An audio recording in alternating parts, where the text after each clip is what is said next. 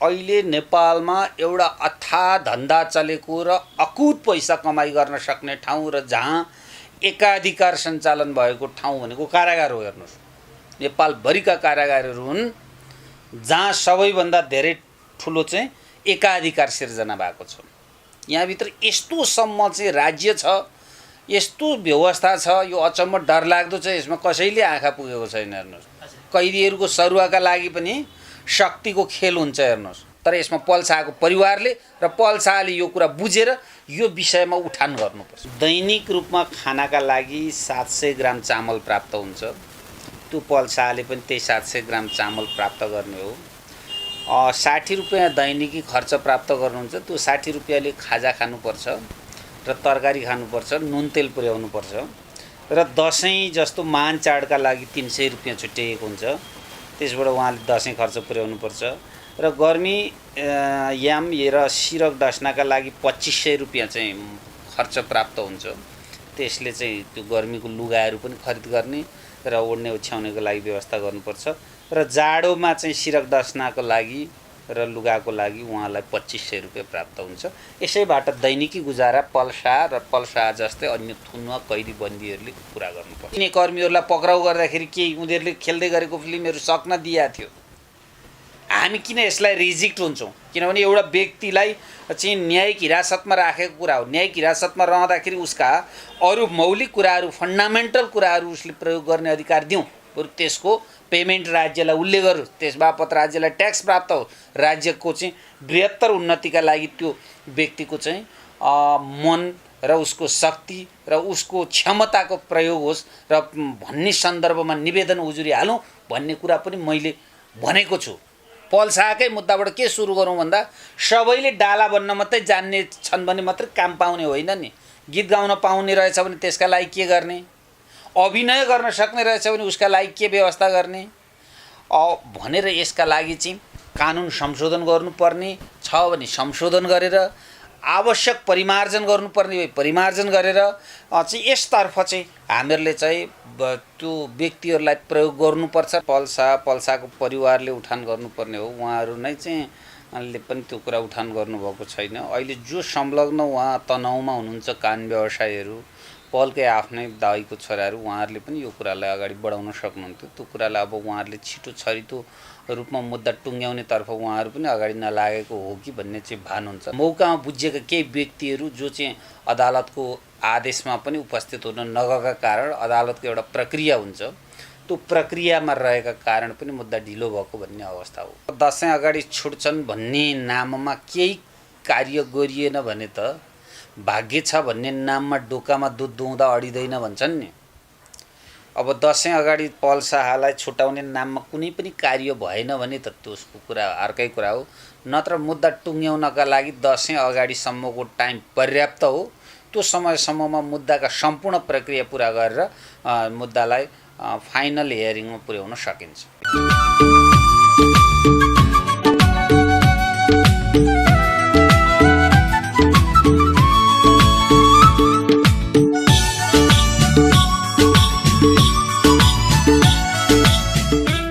दर्शक नमस्कार अनि हार्दिक स्वागत छ। तपाईँहरूमा आज एक्सक्लुसिभ फलोअप रिपोर्ट लिएर उपस्थित भएको छौँ र पछिल्लो समय अभिनेता पल शाह के गर्दैछन् र अब कहिले छुट्छन् भन्ने विषयवस्तुमा एउटा फलोअप रिपोर्ट लिएर उपस्थित भएका छौँ र हामीसँग हुनुहुन्छ चर्चित अधिवक्ता यज्ञमणि नेउपानेजी हुनुहुन्छ र विशेष गरी पल शाहको दैनिकी यति बेला चाहिँ 700 ग्राम चामल र 60 रुपियाँ पैसामा बितिरहेको छ भन्ने समाचारहरू भाइरल भएको छ र उनी कहिले छुट्छन् यो बारेमा हामी एउटा कडा बहस गरिरहेका छौँ। अदालतले चाहिँ धरोटी माग नगरिकन थुनामै राखेर मुद्दाको अनुसन्धान गर्ने प्रक्रिया अगाडि बढिसके पश्चात सामान्य मुद्दाको प्रक्रिया मात्रै अगाडि बढेको अवस्था छ। सामान्य मुद्दाको प्रक्रिया अगाडि बढिरहेका अवस्थामा हामीलाई बोलावट पनि भएको छैन, हामी गएको पनि छैन। यस्तो किन ढिलाइ भयो? उहाँभन्दा पछि आएका सेम प्रकृतिका मुद्दाहरू तपाईँले चाहिँ किनारा लगाइसक्नुभयो, छिनोफानो गरिसक्नुभयो। पल शाहजीकै मुद्दा चाहिँ ढिलो हुनु आज चाहिँ 4 महिना कटिसकेको अवस्था छ। किन यस्तो भइरहेछ? न्यायालयमा कसरी जनताले विश्वास गर्ने? अब होइन त्यो कुरा त चाहिँ पल्साको परिवारले उठान गर्नुपर्ने हो। उहाँहरू नै चाहिँ ले पनि त्यो कुरा उठान गर्नुभएको छैन। अहिले जो संलग्न उहाँ तनाउमा हुनुहुन्छ कान व्यवसायीहरू, पलकै आफ्नै दाइको छोराहरू, उहाँहरूले पनि यो कुरालाई अगाडि बढाउन सक्नुहुन्थ्यो। त्यो कुरालाई अब उहाँहरूले छिटो छरितो रूपमा मुद्दा टुङ्ग्याउनेतर्फ उहाँहरू पनि अगाडि नलागेको हो कि भन्ने चाहिँ भान हुन्छ। तथापि मुद्दाको प्रक्रियामा बुझ्नुपर्ने प्रमाणहरू बुझि नसकेका कारण मुद्दा ढिला भएको भन्ने कुरा चाहिँ अहिले बुझिराखिएको छ। मौकामा बुझेका केही व्यक्तिहरू जो चाहिँ अदालतको आदेशमा पनि उपस्थित हुन नगएका कारण अदालतको एउटा प्रक्रिया हुन्छ, त्यो प्रक्रियामा रहेका कारण पनि मुद्दा ढिलो भएको भन्ने अवस्था हो। भनेपछि मौकामा बुझ्न पर्ने व्यक्तिहरू अदालतमा हाजिर नभएको कारण यो मुद्दा लम्बिएको हो या अन्य कारण हो? त्यो पनि एउटा कारण मध्येको एक हो। जस्तो अब चाहिँ नि पल्सा कहिले छुट्छन् त? त्यसो भने दसैँ अघि उनी छुट्ने सम्भावना छ कि छैन? ठ्याक्कै कालोकोटको कसम खाएर भन्नु पर्याप्त छ ठाउँ दसैँ अगाडि छुट्ने। तर अब दसैँ अगाडि छुट्छन् भन्ने नाममा केही कार्य गरिएन भने त भाग्य छ भन्ने नाममा डोकामा दुध दुहुँदा अडिँदैन भन्छन् नि। अब दसैँ अगाडि पल्सालाई छुटाउने नाममा कुनै पनि कार्य भएन भने त त्यसको कुरा अर्कै कुरा हो। नत्र मुद्दा टुङ्ग्याउनका लागि दसैँ अगाडिसम्मको टाइम पर्याप्त हो। त्यो समयसम्ममा मुद्दाका सम्पूर्ण प्रक्रिया पुरा गरेर मुद्दालाई फाइनल हियरिङमा पुर्याउन सकिन्छ। जस्तो पल्सा चाहिँ इन्डस्ट्रीमा एउटा राजा जस्तो भएर चाहिँ नि जिएको इन्डस्ट्री हल्लाएको मान्छे, तर जब चाहिँ नि कारागार पुगिसकेपछि उनी चाहिँ 700 ग्राम चामल र चाहिँ 60 रुपियाँ पैसामा चाहिँ अल्झेको भन्ने कुराहरू आएको छ। यो बारेमा के हो प्रश्न? हरेक कैदीबन्दीले प्राप्त गर्ने सेवा सुविधाका शर्तहरू कानुनले समान हुन्छन्। कानुनको समान संरक्षकत्वबाट कसैलाई पनि वञ्चित गरिँदैन। त्यसैको परिणामस्वरूप पल्साले पनि अरूले जति प्राप्त गर्छन् त्यति नै प्राप्त गर्ने हो। के हुन्छ त्यहाँभित्र? के पाउनुहुन्छ? होइन, प्राप्त गर्ने त चाहिँ राज्यले व्यवस्था गरेको कानुनले निर्धारण गरेका जे चिजहरू छन् तपाईँलाई त्यसको म फेयरिस्ट पनि भनिदिन्छु। दैनिक रूपमा खानाका लागि 700 ग्राम चामल प्राप्त हुन्छ। त्यो पल्साले पनि त्यही 700 ग्राम चामल प्राप्त गर्ने हो। 60 रुपियाँ दैनिकी खर्च प्राप्त गर्नुहुन्छ। त्यो 60 रुपियाँले खाजा खानुपर्छ र तरकारी खानुपर्छ, नुन तेल पुर्याउनुपर्छ। र दसैँ जस्तो महान चाडका लागि 300 रुपियाँ छुट्याइएको हुन्छ। त्यसबाट उहाँले दसैँ खर्च पुर्याउनुपर्छ। र गर्मी याम र सिरक डस्नाका लागि 2500 रुपियाँ चाहिँ खर्च प्राप्त हुन्छ। त्यसले चाहिँ त्यो गर्मीको लुगाहरू पनि खरिद गर्ने र ओड्ने ओछ्याउनेको लागि व्यवस्था गर्नुपर्छ। र जाडोमा चाहिँ सिरक डस्नाको लागि र लुगाको लागि उहाँलाई 2500 रुपियाँ प्राप्त हुन्छ। यसैबाट दैनिकी गुजारा पल्सा जस्तै अन्य थुनुवा कैदी बन्दीहरूले पुरा गर्नुपर्छ। यो पर्याप्त छ त? नेपाल सरकारले जसरी दसैँमा चाहिँ तपाईँको 300 भनेपछि त पर्याप्त छैन। पर्याप्त छैन। 3 किलो 300ले 1 किलो मासु होइन, 1 प्लेट मासु आउँदैन। भनेपछि एकदम हास्यास्पद पनि जस्तो देखियो हेर्दाखेरि। अब यो राज्यका विषयमा विचार गर्ने हो भने एउटा मात्रै होइन, 50औं विषयमा चाहिँ हेर्नुहोस् यस्तै अवस्था छन्। कैदी बन्दीहरूलाई चाहिँ दिने सेवा शर्तका सुविधाबाट कैदी बन्दीहरू बाँच्न नसक्ने अवस्था स्पष्ट छ होइन। अब 300 रुपियाँ दिनको 50 रुपियाँ 60 रुपियाँले सम्पूर्ण खर्च कसरी धान्न सकिन्छ? अब यो कुराले त चाहिँ पीडितलाई झन् पीडित हुने अवस्था हुन्छ। सबै कैदीबन्दीहरू अपराधको परिभाषाभित्र पर्दैन। उहाँहरू चाहिँ मुद्दाको अन्तिम किनारा नभएका कारण थुनामा बस्या हुनुहुन्छ, भोलि छुट्ने अवस्था हुन्छ। त्यसैले यो पर्याप्त छैन। तर जस्तो भिआइपी व्यक्तिहरूलाई त तपाईँको यदि नेता कोही चाहिँ मन्त्रीज्यूहरू पर्नुभएको भने तपाईँको त्यहाँ भिआइपी डिलक्स रुमै हुन्छ अरे भन्ने सुनेका छौँ। के हुन्छ? सबैलाई समान? राजबन्दीदेखि बाहेक अरूको सबैको सिधा खाना हो। सिधा खानालाई यही भन्छ। राजबन्दीको सन्दर्भमा छुट्टै व्यवस्था कानुनले निर्धारण गरे हुन्छ, त्यसको छुट्टै कुरा छ। भनेपछि जस्तो पल्साजीले चाहिँ आफ्नो प्राइभेट खर्चबाट चाहिँ त्यहाँ यसो गर्न पाउनुहुन्छ किन नपाउनु? प्राइभेट खर्चबाट त अरबौँ खर्च गर्न पनि पाइन्छ। फेरि खर्च गर्न पाइन्छ, खान बस्न मजाले पाइन्छ। भएको सेवा सुविधाको उपभोग गर्न पाइन्छ मजाले पाइन्छ। जस्तो अब अहिले कैदीबन्दीहरूको हकमा चाहिँ नि मैले प्राय सुनेको र जानेको बुझेको चाहिँ नि दिल्ली बजार कारोबार चाहिँ एकदम धेरै रोजाइमा पर्छ भन्ने सुनेको छु। किन यस्तो हुन्छ? तपाईँले यो प्रश्न गर्दाखेरि के हो भने अहिले नेपालमा एउटा अथाह धन्दा चलेको र अकुत पैसा कमाइ गर्न सक्ने ठाउँ र जहाँ एकाधिकार सञ्चालन भएको ठाउँ भनेको कारागार हो। हेर्नुहोस्, नेपालभरिका कारागारहरू हुन् जहाँ सबैभन्दा धेरै ठुलो चाहिँ एकाधिकार सिर्जना भएको छ।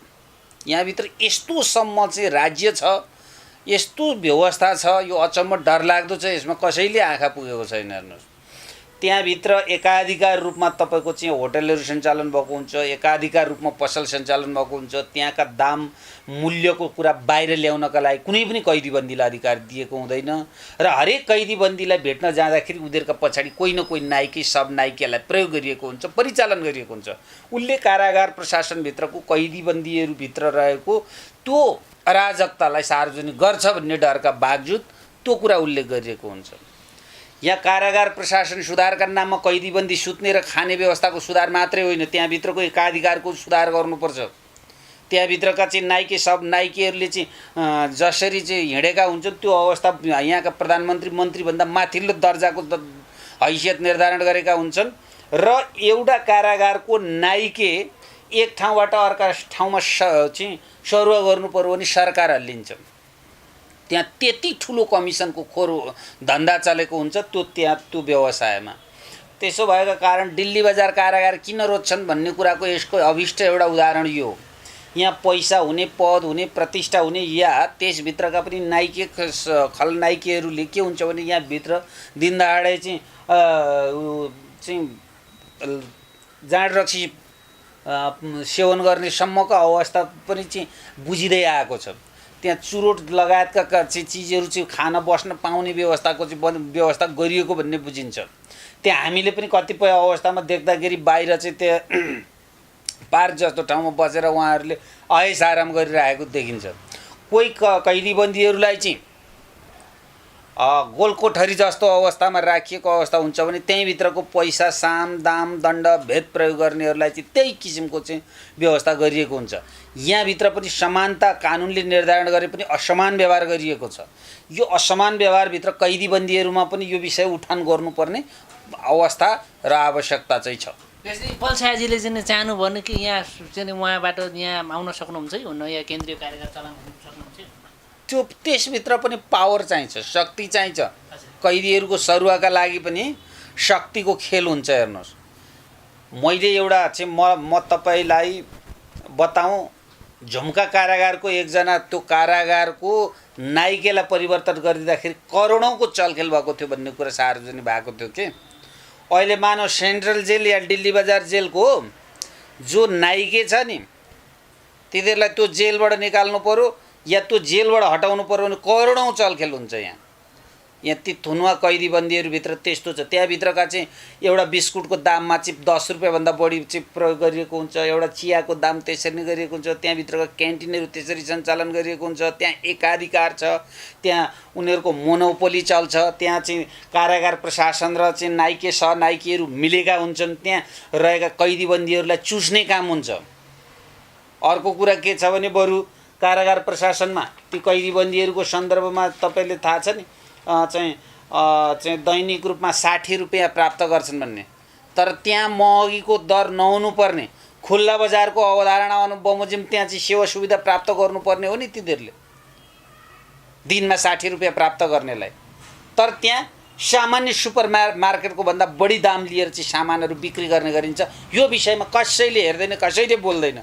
त्यसैले यो देशमा त पीडित भएका व्यक्तिहरू एक ठाउँ मात्रै होइन, कारागारका कैदीबन्दीभित्र पनि यो असमान व्यवहार छ। यसभित्र पनि राज्यले हेरोस्। तपाईँको मिडिया मार्फत के हो भने दिल्ली बजार कारागार आउँछु भन्नुका पछाडि, भिआइपी आउँछु भन्नुका पछाडि पनि त्यहाँ कैदीबन्दीको भन्दा पनि ऐस आराम र चाहिँ कानुनले निषेध गरिएका चिजवस्तुहरूको चाहिँ खुलेआम प्रयोग भइरहेको छ भन्ने भल्ला छ। यसतर्फ राज्यले पनि विचार गर्नुपर्छ। जस्तो विदेशीतिर इन्डियातिर हेर्ने हो भनेदेखि तपाईँको कारागारमा भएका भित्र चाहिँ नेपाल कार्य कोही भयो भने तपाईँको बाहिर आएर काम अब चाहिँ सुरक्षा राखेर गर्न पाउने अवस्थाहरू सिर्जना भएको देखिन्छ। नेपालमा त्यो सम्भव छ कि थिएन? पल्साको उमा किन लागु भयो? गर्नु पर्थ्यो। हेर्नुहोस्, मैले त पल्साका विषयमा नयाँ चाहिँ काम सुरुवात गरौँ भनेर तपाईँहरूको सञ्चार माध्यम मार्फत पनि म पल्साको परिवारलाई अपिल गर्छु। सबै कुरा समयअनुसार परिवर्तन गर्दै लानुपर्छ।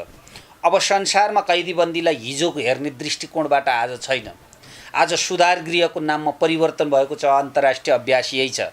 कयौँ देशहरूमा के छ भने कृषि कार्यका लागि कैदीबन्दीहरू प्रयोग गरिएको छ। अब आज नेपालमा बनाइएको कानुन ऊ बेलाका कानुनमा घरेलु इलम गर्न पाउनेसम्मको अधिकार कैदीबन्दीलाई दिएको थियो। त घरेलु इलम गर्न पाउने अधिकार कैदीबन्दीलाई दिएको छ भनेपछि त इलम गर्ने अधिकार प्राप्त कैदीबन्दीले घरेलु इलम गर्न नजान्ने तर कसैको स्वर रहेछ भने गीत गाउने अधिकार रोक्नु हुँदैन। अब त्यो राष्ट्रको गहना हुन सक्छ, त्यो राष्ट्रलाई ट्याक्स प्राप्त हुन सक्छ, बरु उसका लागि प्रयोग हुने सेक्युरिटी, उसका लागि प्रयोग हुने सुरक्षाको बन्दोबस्त उसको खर्चबाट व्यवस्था गर्नुपर्छ। मैले पल्साकै मुद्दामा के गर्ने गरौँ भन्ने मैले प्रस्ताव राखेको थिएँ भन्दा यो मुद्दामा अहिलेको पल्सालाई त अपराधी भनेर ठहर गरिएको अवस्था त होइन, न्यायिक हिरासतमा राखिएको। त न्यायिक हिरासतमा राख्दाखेरि उसले त चाहिँ अभिनय गर्न सक्ने क्षमताको चाहिँ प्रखर व्यक्तित्व भएको आधारमा उसले कयौँ चाहिँ फिल्महरूमा, कयौँ चाहिँ भिडियोहरूमा चाहिँ उसले अभिनय गर्न बाँकी रहेका अवस्था छन्। ती अभिनय गर्ने अधिकारका लागि चाहिँ उसले माग गरोस् र नेपालको अदालतले यस सन्दर्भमा के बोल्छ, नेपालको गृह प्रशासनले यो सन्दर्भमा के भन्छ, नेपालको न्यायिक परिपाटीलाई परिवर्तनको आवश्यकता महसुस गरिन्छ कि गरिँदैन। किनभने यहीँ भारतमा या विश्वका केही देशहरूमा यस्तो व्यवस्था थियो कि त्यहाँका सिनेकर्मीहरूलाई पक्राउ गर्दाखेरि केही उनीहरूले खेल्दै गरेको फिल्महरू सक्न दिएको थियो। हामी किन यसलाई रिजेक्ट हुन्छौँ? किनभने एउटा व्यक्तिलाई चाहिँ न्यायिक हिरासतमा राखेको कुरा हो। न्यायिक हिरासतमा रहँदाखेरि उसका अरू मौलिक कुराहरू, फन्डामेन्टल कुराहरू उसले प्रयोग गर्ने अधिकार दिउँ, बरु त्यसको पेमेन्ट राज्यलाई उसले गरोस्, त्यस बापत राज्यलाई ट्याक्स प्राप्त होस्, राज्यको चाहिँ बृहत्तर उन्नतिका लागि त्यो व्यक्तिको चाहिँ मन र उसको शक्ति र उसको क्षमताको प्रयोग होस् र भन्ने सन्दर्भमा निवेदन उजुरी हालौँ भन्ने कुरा पनि मैले भनेको छु। अब यो सन्दर्भमा सम्बन्धित व्यक्ति र सम्बन्धित पक्षको कुरा हो, यसमा यो दिनुपर्ने हो। दिनका लागि अदालतमा नयाँ प्र्याक्टिस गरौँ न। पल्साकै मुद्दाबाट के सुरु गरौँ भन्दा सबैले डाला बन्न मात्रै जान्ने छन् भने मात्रै काम पाउने होइन नि।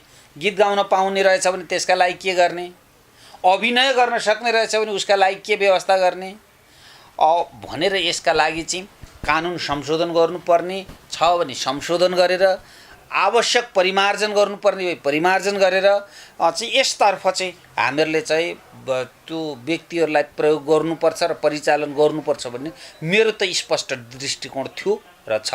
तर यसमा पल्साको परिवारले र पल्साले यो कुरा बुझेर यो विषयमा उठान गर्नुपर्छ। जस्तो अब अन्तिममा पल्साजीको जसरी मुद्दा अहिले लम्बिरहेको अवस्था छ, लम्बिँदै जाँदाखेरि 3-4 वर्ष पुगेको इतिहासहरू पनि हामीले देखेका छौँ, किंवदन्तीहरू पनि।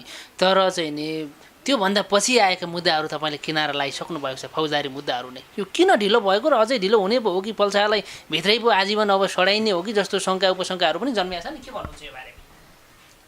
अब अहिले पल्साका परिवारले 1-2 जना कानुन व्यवसायी हामी वहीँ छौँ, वहीँबाट हामी यो मुद्दाको अगाडि बढ्छौँ। अरू चाहिँ कोही पनि कानुन व्यवसायहरू यसमा अब अहिले संलग्न गराउँदैनौँ भन्ने लाइनको कुरा गर्नुभएको छ। अब हामीलाई फेरि काठमाडौँमा भएको व्यक्तिलाई यो मुद्दामा गएर सबै काम कारबाही गर्नका लागि सहज र चाहिँ समयका दृष्टिकोणले पनि सहजता सिर्जना हुन गाह्रो अवस्था हुन्छ। अब त्यसमा पनि पल्सा र पल्साको परिवारले तदारुकता देखाइदिएको भए सहयोगको गर्नेको कुन हदसम्म सहयोग गर्न सकिने भन्ने कुरालाई हामीले पनि दृष्टिगत गर्न सक्ने अवस्था हुन्थ्यो। हिजो काठमाडौँबाट जिल्ला अदालतमा गएका 9-10 जना कानुन व्यवसायीहरू र उच्च अदालतमा गएका कानुन व्यवसायी लगायतका म लगायतका विभिन्न यसमा संलग्न व्यक्तिहरू जो छौँ नि नाम जोडिएका कानुन व्यवसायीहरू, उहाँहरूलाई सहयोग गर्नका लागि त्यो परिवारले पनि ती कुरामा चाहिँ आफू कुनै प्रतिबद्धता जाहेर गर्नुपर्छ। यसको अर्थ के हो भन्दा यी प्रतिबद्धता जाहेरका कुरामा हामीलाई आर्थिक रूपमा सहयोग गर्नुपर्छ भन्ने कुरा होइन। यो भ्रम नपरोस्। आजसम्म मैले पल्सा र पल्साको परिवारबाट 1 रुपियाँ पैसा पनि लिएको छैन। म जतिचोटि यो मुद्दामा गएँ, जतिचोटि उहाँलाई कानुनी सल्लाह दिएँ, जति मैले कानुनी डकुमेन्टहरू बनाउन सहयोग गरेँ, यो मैले निस्वार्थ मनले पल्सालाई गरिदिएको सहयोग हो। एउटा व्यक्तिले गर्ने सहयोगको पनि त्यसमा सीमाङ्कन हुन्छ र उहाँहरूले अब यसभन्दा बढी पनि आवश्यकता महसुस गर्नुभयो नि सहयोग गर्ने एउटा छुट्टै पाटो छँदैछ। तर उहाँहरूले आवश्यकता महसुस नगरिकन आफै जान्ने भएर यो मुद्दामा अगाडि बढ्न सक्ने अवस्था त कसैको पनि रहँदैन। त्यसैले मुद्दा ढिला हुनुका पछाडिका कारक तत्त्वहरू यी र यस्तै विषयहरू हुन सक्छन्। त्यसमा स्पष्ट रूपमा चाहिँ त्यो परिवार र आज जोडिनुभएका केही उहाँको वरिपरिका व्यक्तिहरूलाई बुझ्नुभयो भने स्पष्ट हुन्छ। हजुर, पक्कै पनि पल्साको चाँडोभन्दा चाँडो रिहाई होस् तपाईँले भगवान्सँग प्रार्थना गरिदिनु होला। सम्बन्धित व्यक्ति निकायहरूलाई पनि हामी यही भन्न चाहन्छौँ। यहाँले महत्त्वपूर्ण समय र जानकारी दिनुभयो, यहाँलाई थ्याङ्क यू सो मच, धेरै धेरै धन्यवाद। नमस्ते। ल हजुरलाई पनि धन्यवाद, नमस्ते।